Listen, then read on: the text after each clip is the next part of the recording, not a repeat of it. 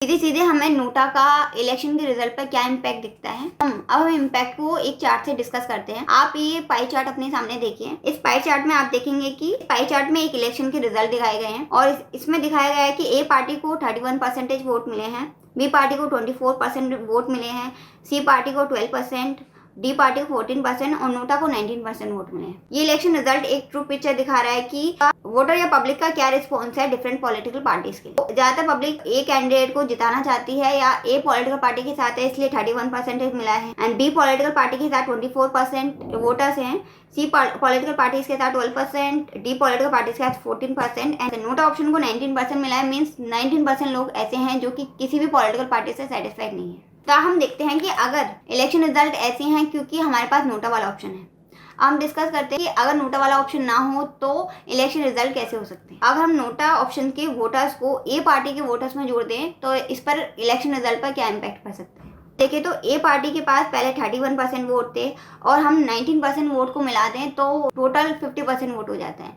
Means ए party के पास 50% vote आ गया। Means ए party जो है वो मेजोरिटी वोटर्स की पार्टी बन गई है। अब हम देखें तो बी पार्टी के पास सेम 24%, सी के पास 12 एंड डी के पास 14% है। अब ये इलेक्शन रिजल्ट जिसमें हमने वोटर्स को नोटा ऑप्शन नहीं दिया है तो सारे जो भी वोटर ए पार्टी को नहीं चुनना चाहते थे फिर भी वो फोर्सफुली होके ए के लिए वोट कर रहे हैं और ये पिक्चर आ रही है कि ए पार्टी सबसे ज्यादा पॉपुलर पार्टी है और लोग ए पार्टी को ही लाना चाहते हैं। नोटा ऑप्शन नहीं है तो ये रिजल्ट जो है हमें एक ट्रू पिक्चर नहीं दिखा रहा है। हम देखते हैं अगर हम नोटा के परसेंटेज को बी पार्टी में मर्ज कर देते हैं तो कैसे इलेक्शन रिजल्ट हमें देखने को मिलेंगे। ए पार्टी के पास 31% वोटर परसेंटेज था, बी पार्टी के पास पहले 24% वोटर परसेंटेज था। अब हम नोटा की 19% भी मिला दे तो ये 43% हो जाता है। नेक्स्ट सी पार्टी के पास 12% एंड डी पार्टी के पास 14%। अब हम देखते हैं कि ए और बी दो मेन पार्टीज हैं और ए पार्टी के पास 30% वोट है और बी पार्टी के पास 43% वोट है। मीन्स बी पार्टी के पास ज्यादा वोटर परसेंटेज है। मीन्स बी पार्टी की फेवर में ज्यादा वोटिंग हुई है, ज्यादा लोगों ने इसको वोट किया है। ए पार्टी और बी पार्टी दोनों पार्टी के जो वोटिंग परसेंटेज है उसमें भी काफी गैप है, काफी डिफरेंस है।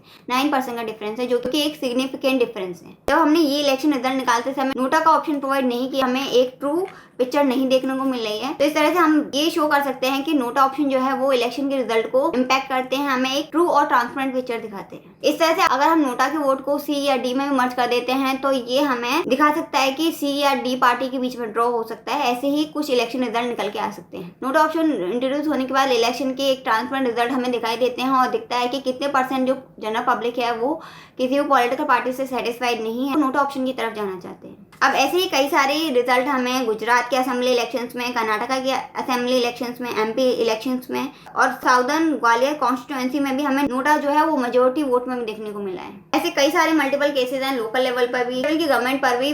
कई सारे गाँव में ये देखने को मिला है कि पूरे गाँव ने ही नोटा ऑप्शन को चूज किया है, किसी भी पॉलिटिकल पार्टी को चूज नहीं किया। तो इस तरह से देखा जा रहा है कि नोटा ऑप्शन कैसे पॉपुलर हो रहा है। मीन्स नोटा ऑप्शन वोटर्स को ये लिबर्टी दे रहा है कि उनकी आइडेंटिटी को सीक्रेट रखते हुए उनकी जो रिस्पॉन्स है उनको डिस्प्ले किया जाएगा। ऑप्शन वोटर्स के लिए ये काम कर रहा है कि उनकी आइडेंटिटी को भी सीक्रेट रखा जाएगा और उनकी जो डिजायर है वो भी कन्वे हो जाएंगे। तो I hope you like this video, like share subscribe and I will see you in the next video.